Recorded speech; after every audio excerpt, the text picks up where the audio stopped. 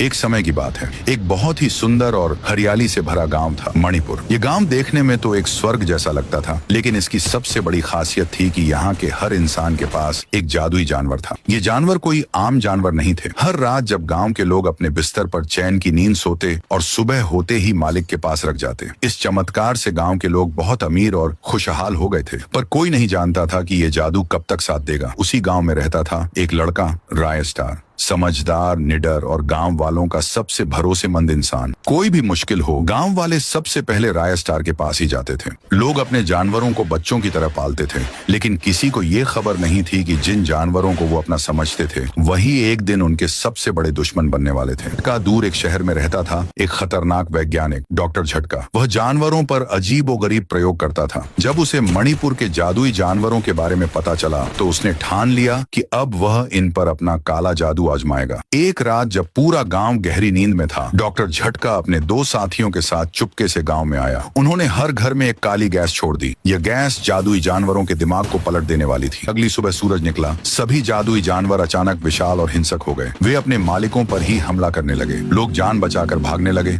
गांव अब डॉक्टर झटका और उसके दुष्ट जानवरों के कब्जे में था। गांव वाले रोते बिलखते हुए राय स्टार के पास पहुंचे। वो मंजर देखकर राय स्टार का दिल भर आया। उसने फैसला लिया कि अब वह अपने गांव को बचाएगा। राय स्टार पहुंचा बाबा तेलू के पास, जो एक ज्ञानी साधु थे। बाबा ने बताया कि एक जगह है, पंचेपुरम। वहां रहने वाले पक्षियों में दिव्य शक्तियां होती हैं। अगर तुम उनमें से एक को वश में कर लो, तो वही जानवरों के जादू को खत्म कर सकता है। राय स्टार पंचेपुरम पहुंचा। वहां उसे एक तेज, शक्तिशाली और विशाल पंखों वाला पक्षी मिला। उसने उस पर वशीकरण मंत्र का प्रयोग किया और पक्षी उसकी बात मान गया। राय स्टार ने उसका नाम रखा तूफान। वह राय स्टार को अपनी पीठ पर बैठाकर आसमान से उड़ता हुआ मणिपुर पहुंचा। मणिपुर में अब दो सेनाएं आमने सामने थीं। एक तरफ डॉक्टर झटका और उसके राक्षसी जानवर, दूसरी ओर राय स्टार और तूफान। जैसे ही युद्ध शुरू हुआ, चारों ओर धुआं, आग और चीखें गूंजने लगी। फिर जैसे ही धुआं छंटा, देखा गया कि सारे जादुई जानवर फिर से छोटे और शांत हो गए थे। डॉक्टर झटका को तूफान ने मार गिराया था।